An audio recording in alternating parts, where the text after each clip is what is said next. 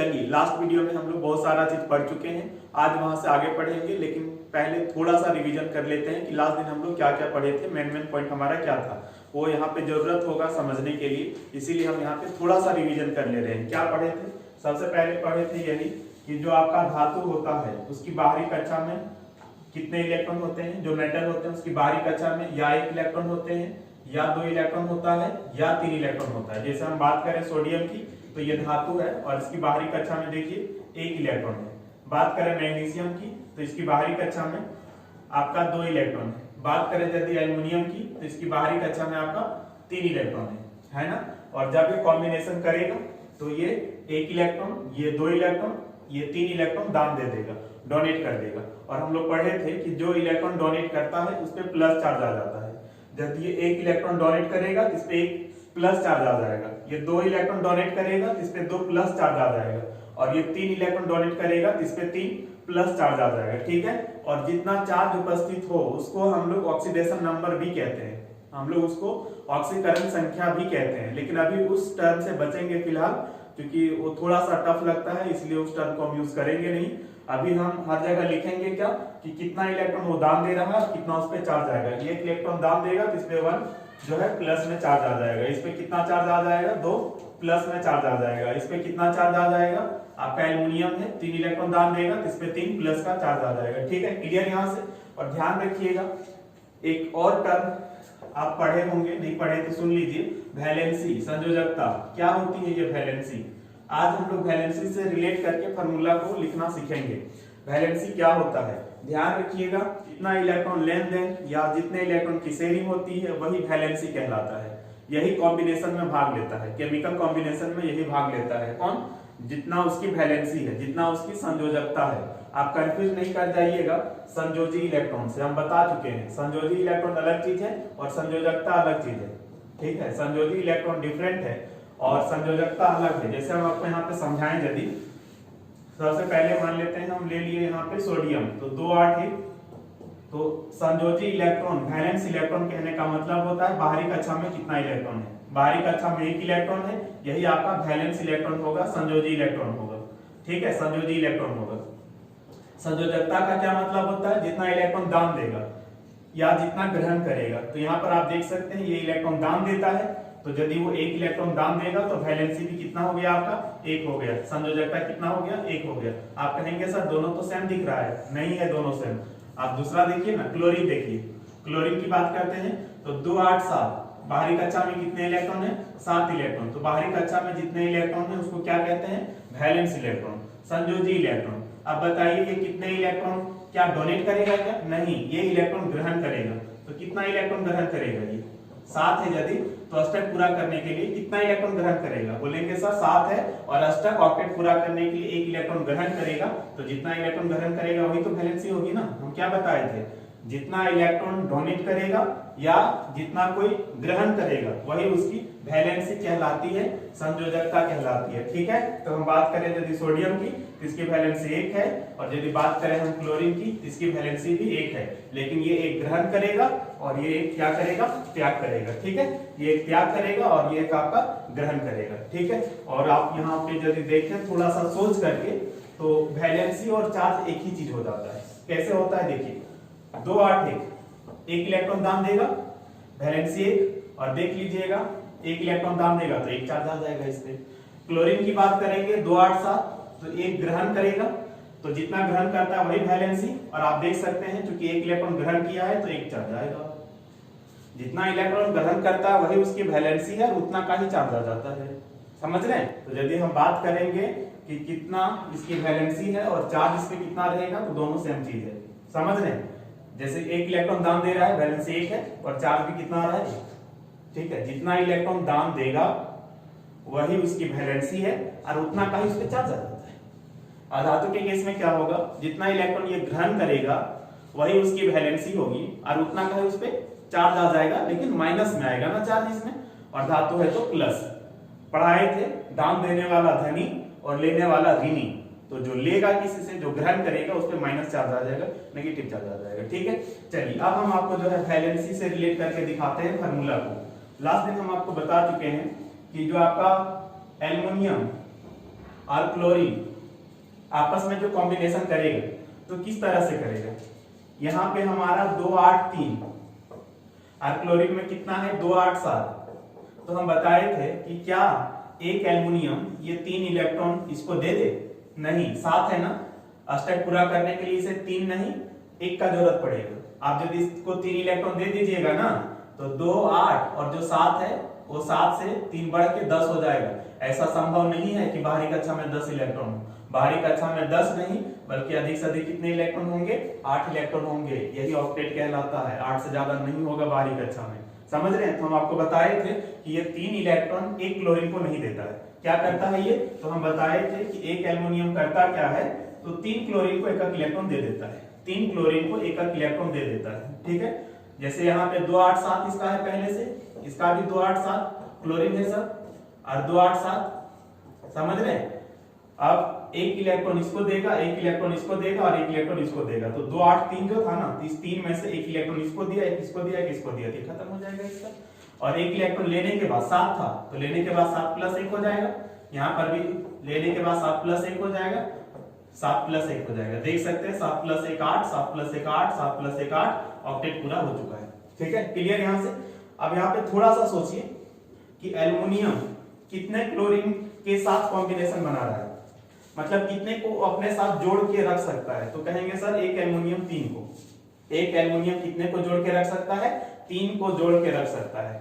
इसलिए हम लोग फार्मूला इसका क्या लिखते थे, तो हम फार्मूला लिखते थे Al माने एक एल्युमिनियम जोड़ के रख सकता है कितने क्लोरीन को, 3 क्लोरीन को, ठीक है। समझ पा रहे हैं, एक एल्युमिनियम जोड़ के रख सकता है 3 क्लोरीन को, ठीक है।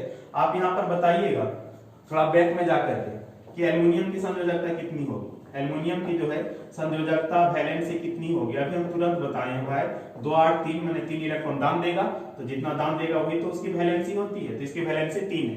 क्लोरीन की वैलेंसी कितनी होती है, जितना ग्रहण करेगा, ये तो दान देगा नहीं, क्लोरीन धातु है, ये दान देगा नहीं ग्रहण करेगा, तो कितना ग्रहण करता है 2 8 7 है, तो अष्टक पूरा करने के लिए 1 इलेक्ट्रॉन ग्रहण करेगा, दैट मींस की वैलेंसी जो है वो 1 हो गई।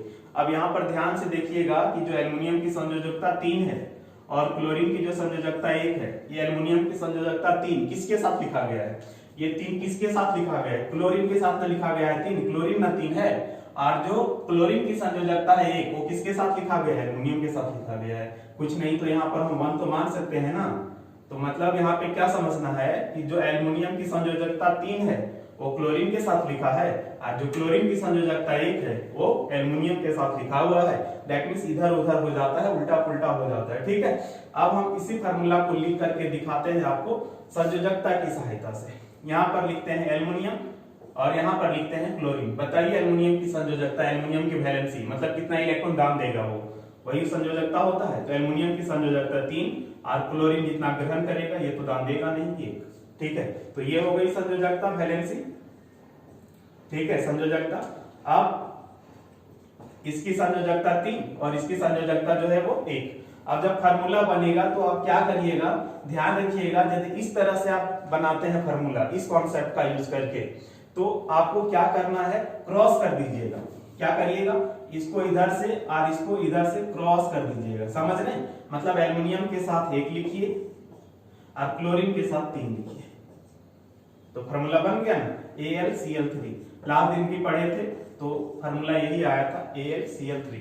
तो इसको आप 2 तरह से समझ सकते हैं, ठीक है, एक पहले जो बताए और दूसरा ये वैलेंसी लिख करके, वैलेंसी लिख करके भी किया जा सकता है। आपको जो अच्छा लगे, जो आसान लगे आप वैसे करके देख सकते हैं, कोई दिक्कत नहीं, दोनों एक ही चीज है, बस तरीका अलग अलग है लिखने का। क्लियर यहाँ से। चलिए अब हम आपको जो है एक और एग्जांपल लिखकर दिखाते हैं ताकि आपका डाउट क्लियर हो जाए, फिर आगे बढ़ेंगे। जैसे मैग्नीशियम, पुराना इसलिए लिख रहे हैं ताकि आप समझ पाए अच्छी तरह से। मैग्नीशियम और क्लोरीन 2 8 7। तो आप बताइएगा यहाँ पर क्या होगा कि ये जो आपका 2 मैग्नीशियम इलेक्ट्रॉन जो 2 है मैग्नीशियम में, ये क्या करेगा, क्या 2 इलेक्ट्रॉन एक ही क्लोरीन को देगा, नहीं, 2 देने से 9 हो जाएगा, उसमें नहीं होगा ऐसा। तो क्या होगा भाई, तो होगा यही कि जो आपका मैग्नीशियम है इसको देना 2 इलेक्ट्रॉन है, और क्लोरीन ले सकता कितना है, क्लोरीन ले सकता 1 ही इलेक्ट्रॉन है, 7 पहले से है, अष्टक पूरा करने के लिए वो 1 ही ले सकता है। तो क्या करेगा, 1 ही ले सकता है यदि, देना तो 2 है तो 2 क्लोरीन देगा, वो दे देगा। 1 क्लोरीन एक ही लेगा, क्योंकि 7 है, अष्टक पूरा करने के लिए एक ही लेगा। ठीक है, ठीक, 1 इलेक्ट्रॉन इसको दे देगा, 1 इलेक्ट्रॉन जो है वो इसको दे देगा। ठीक है, तो 1 इसको दिया तो 7 + 1 हो जाएगा यहाँ, और यहाँ भी 7 + 1 हो जाएगा, और ये वाला तो चला जाएगा, 2 में से 1 यहाँ 1 यहाँ, हो गया अष्टक पूरा। मतलब एक मैग्नीशियम कितने क्लोरीन को आपस में बांधा, मतलब ये जो कॉम्बिनेशन किया वो कितने के साथ किया, एक मैग्नीशियम 2 क्लोरीन के साथ किया। ठीक है, तो ये एक तरीका हुआ।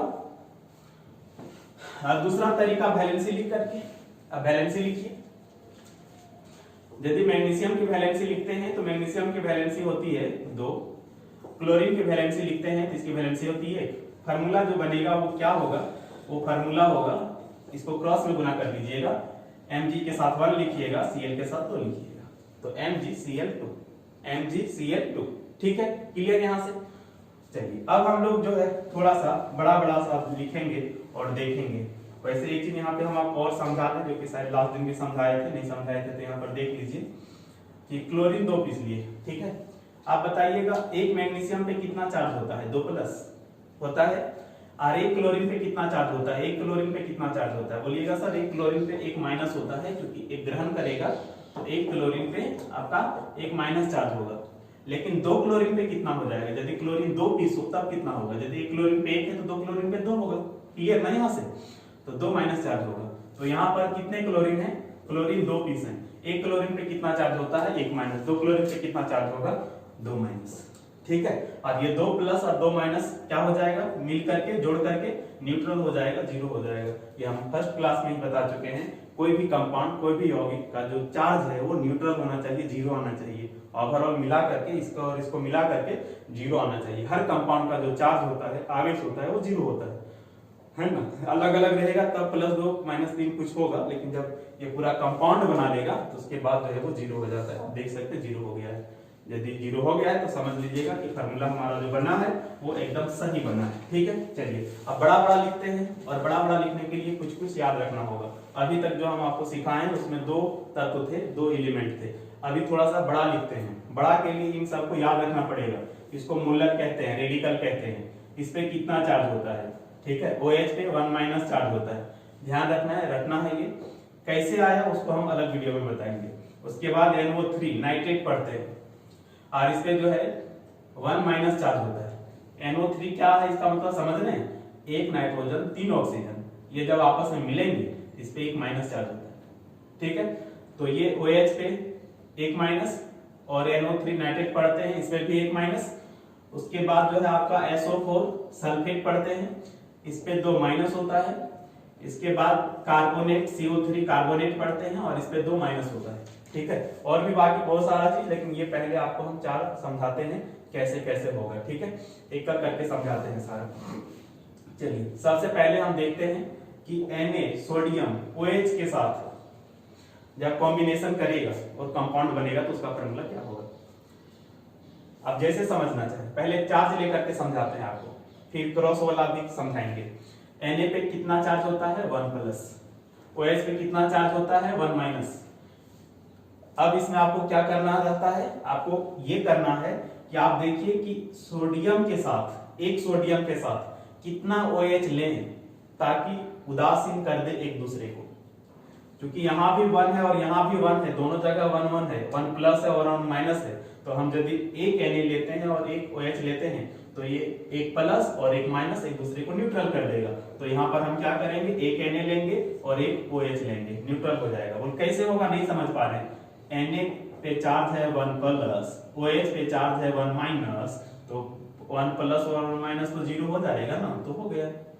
मतलब एक सोडियम एक OH मतलब हाइड्रोक्साइड लेते हैं यदि, तो एक दूसरे को न्यूट्रल कर देगा।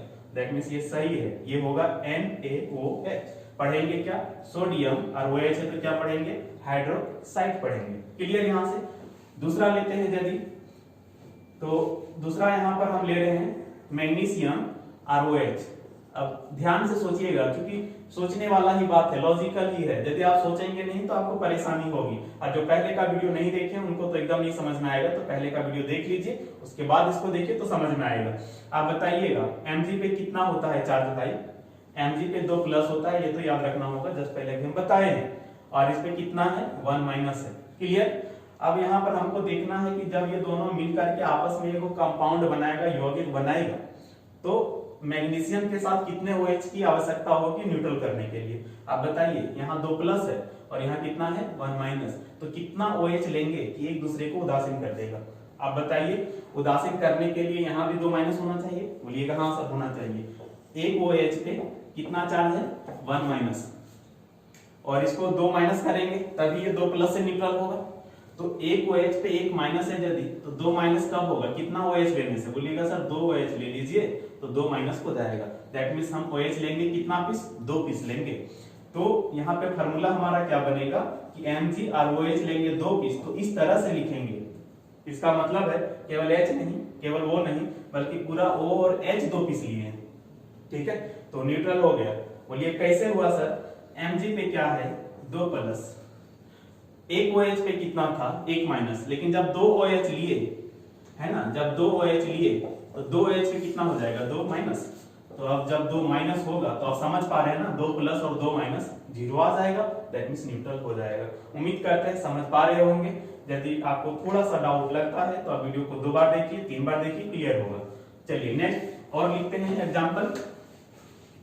तो नेक्स्ट एग्जांपल लिखते हैं आपका KROH, बदल बदल के लिखते हैं ताकि दिमाग सोच पा रहा है या नहीं वो भी चेक करना जरूरी है। पोटेशियम पे क्या होता है हम आपको बताए हैं, पोटेशियम पे 2 8 8 1 इस तरह से होता है, तो ये 1 इलेक्ट्रॉन ही दान देगा जो बाहर में है, और उतना का ही उस पे चार्ज आएगा। तो इस पे चार्ज होता है कितना 1 प्लस, और OH पे चार्ज है कितना 1 माइनस। तो अब बताइएगा न्यूट्रल करने के लिए एक के साथ एक OH ना चाहिए होगा, हाँ सर, क्योंकि दोनों में 1 1 है, तो एक के चाहेंगे और एक OH लेंगे, है ना। आप समझ सकते हैं यहाँ से भी 1 प्लस और OH पे 1 माइनस न्यूट्रल कर देगा। क्लियर यहाँ से, ठीक है। अब बताइएगा इसका क्या होगा CaROH, क्या लेंगे इसमें, तो बोलेंगे सर CH में होता है 2 प्लस, बोल कैसे, कैल्शियम का एटॉमिक नंबर 20 होता है और ये 2 8 8 2 होता है, और यही 2 इलेक्ट्रॉन दान देगा वो, तो जितना दान देगा उतना का ही चार्ज आएगा। तो 2 प्लस चार्ज आ गया, दान दिया है इसीलिए। और OH पे क्या होता है 1 माइनस, न्यूट्रल करने के लिए यहाँ पर कितना चाहिए होगा टोटल, यहाँ तो 2 प्लस है ना, तो न्यूट्रल करने के लिए यहाँ पे चाहिए होगा हमें 2 माइनस। तो कैसे संभव है 2 माइनस, तो भैया एक OH में चार्ज है 1 माइनस, तो 2 माइनस चार्ज करने के लिए कितना पीस OH लेना पड़ेगा, बोलेंगे सर 2 पीस OH लेना पड़ेगा। ठीक है, तो 2 पीस OH लेंगे, तो इसी को हम क्या लिख सकते हैं, 2 पीस OH को क्या लिख सकते हैं OH और होल लगा करके 2, इसका मतलब OH हमारा 2 पीस है। तो यहाँ पर हम लेंगे कैसे, ठीक है, CaROH 2 पीस। क्लियर, यहाँ से न्यूट्रल हो गया, चेक कर सकते हैं। Ca पे 2 प्लस और OH पे एक OH पे 1 माइनस था, लेकिन 2 OH पे 2 माइनस होगा, और जब 2 माइनस होगा तो ये 2 प्लस से न्यूट्रल हो जाएगा, दैट 0 आ जाएगा। समझ गए होंगे, उम्मीद करते हैं। अब हम दूसरा कोई लेकर के आपको दिखाते हैं। जैसे मान लेते हैं हम ये ले रहे हैं Mg मैग्नीशियम और SO4, क्या पढ़ते हैं सल्फेट।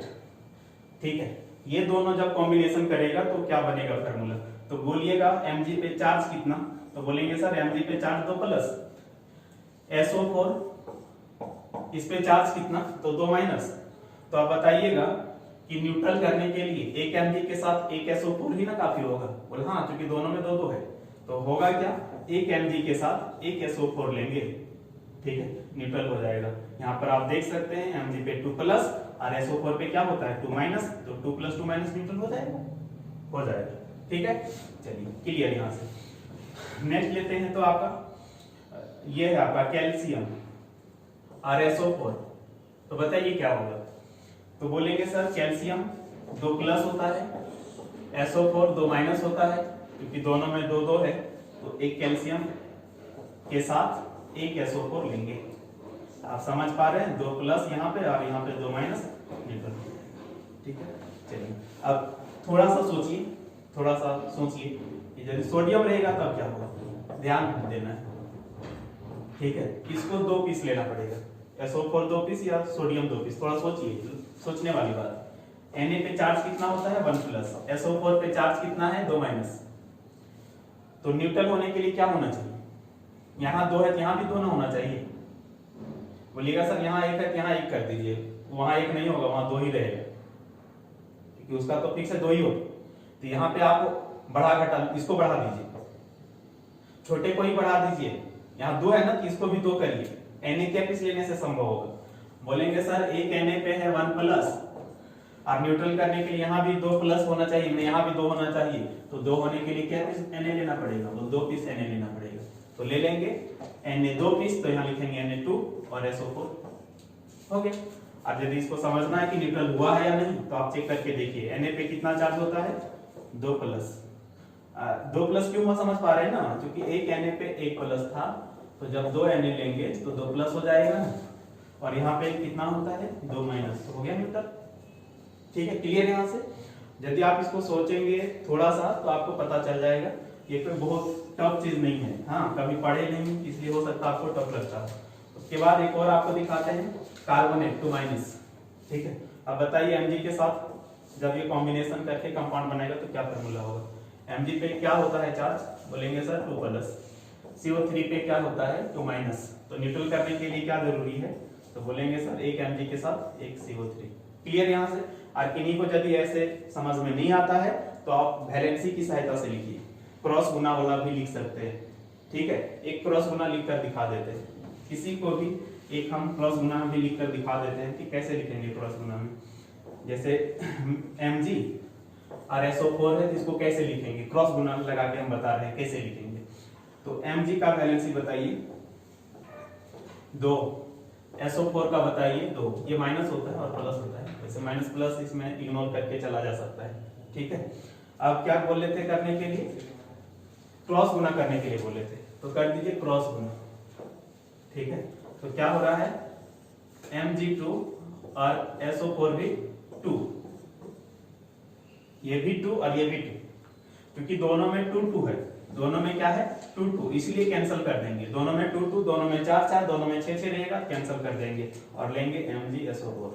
समझ रहे हैं, दोनों में 2 2 है तब कैंसिल करेंगे, दोनों में 3 3 है तब कैंसिल करेंगे, दोनों में 4 4 है तो कैंसिल कर देंगे। क्लियर यहाँ से। चलिए सोडियम के साथ लिख के दिखाते हैं क्रॉस गुना करके।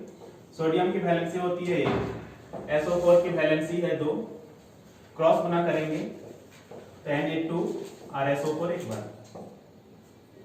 ठीक है, अब बोलिएगा इसको 2 4 नहीं ऐसे निकालना है। ठीक है, तो ये हमारा Na2 SO4। क्लियर यहाँ से, यहाँ नहीं काटना है। बोलिए पीछे वाले में क्यों किए थे, पीछे वाले में दोनों में 2 2 आ रहा था, Mg भी 2 पीस आ रहा था और SO4 भी 2 पीस आ रहा था, इसलिए 2 2 को कैंसिल कर दिए थे। यहाँ नहीं करना, यहाँ यही रहेगा। ठीक है, Na2 SO4। तो आप वैसे देखिए या क्रॉस गुना, जो आपको आसान लगे आप वैसे करके देख सकते हैं। और ध्यान रखिएगा अभी हम जितना भी बताए हैं उसमें क्या था, धातु किसी दूसरे के साथ रिएक्शन कर रहा है, धातु किसी दूसरे के साथ रिएक्शन कर रहा है। यदि ऐसा ना हो, यदि दोनों ही अधातु हो जाए, दोनों ही क्या हो जाए, अधातु हो जाए, दोनों ही नॉन मेटल हो जाए, जैसे आपका कार्बन और ऑक्सीजन हो जाए, दोनों अधातु, तो वहां पे इलेक्ट्रॉन की शेयरिंग होती है। वो कैसे होता है उसके लिए फिर हम अलग से एक वीडियो बनाएंगे, एक ही वीडियो में काफी लंबा हो जाएगा।